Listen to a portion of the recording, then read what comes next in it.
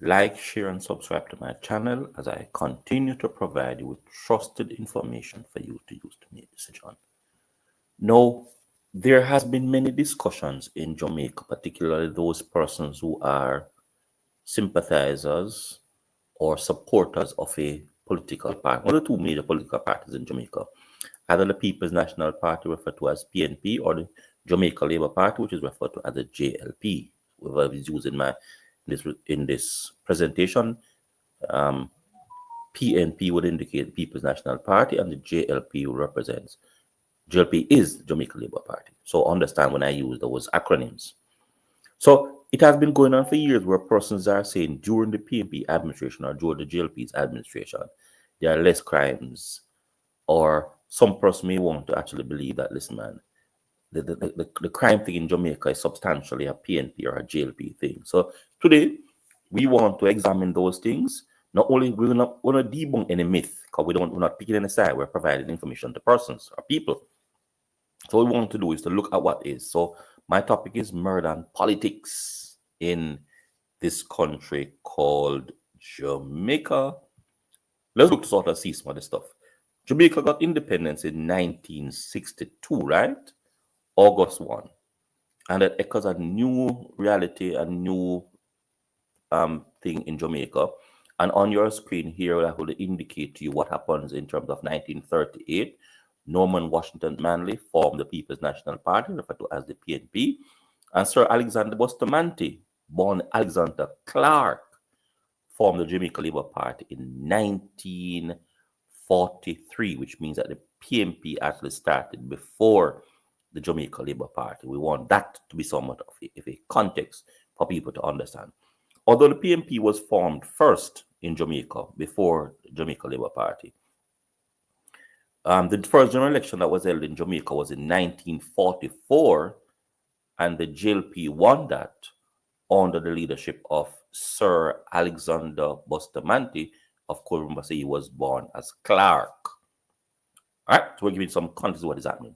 So what I'm going to be using data from publication, the Survey of Living Conditions, Bank of Jamaica, the police, all right, to examine what is it that we're going to be doing. Now, we're looking at a period from 1989 to 2010 as a period in which we're going to be looking at for particular things, all right, to let you understand clearly what is actually going on. Let's jump into some of the findings now. All right, so we're talking about, and here we're going to be using information now from 1970 to 2009 to look at what is going on over that period of time here.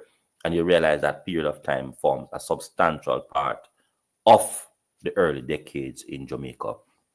So during that time period, there were 762 murders that occur on average for the PNP, on an average for the Jamaica Labour Party. In that same period of time, 631, which would mean that marginally there were more murders during the People's National Party's administration than the Jamaica Party administration.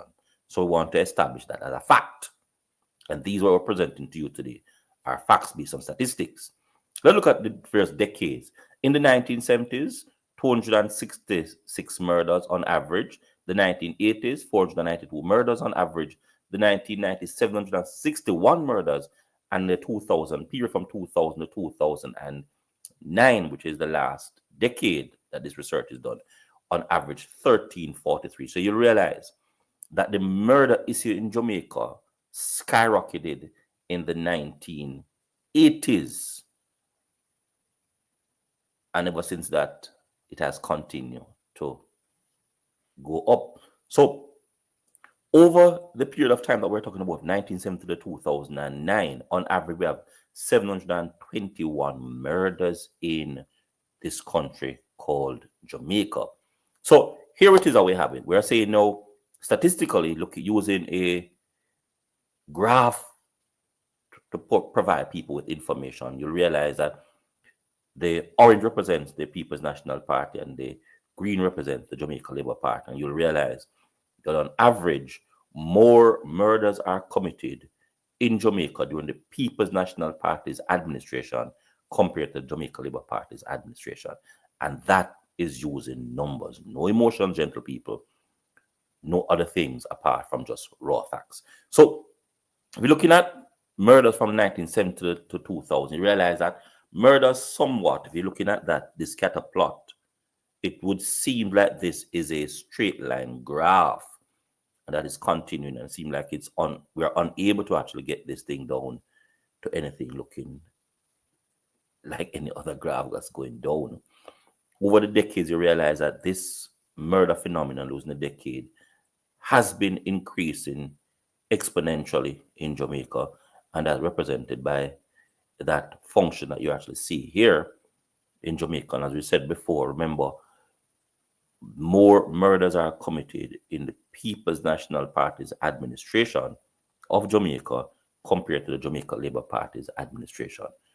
What policies and programs are actually instituted under the Jamaica Labour Party to see a reduction in murders? We aren't sure, but something we need to look at. That during their administration, it seemed like we're having far less murders.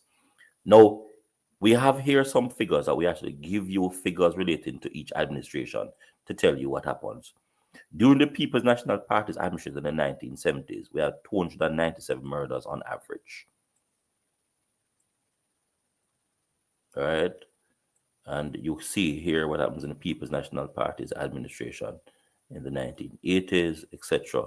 Sorry, I must not say on average. I'm talking about the total number of murders. All right. So you'll see the total number of murders during each administration. All right. And that will give you an idea as to what is actually going on in Jamaica. All right. So it's clear from the statistics what is actually going on in this country called Jamaica. Something seems to be happening during the People's National Party's administration, where there seems to be a spiraling of murders over the period. Right? And we need to look at to sort of see what is transpiring in Jamaica during the People's National Party's administration to explain an exponential increase in murders.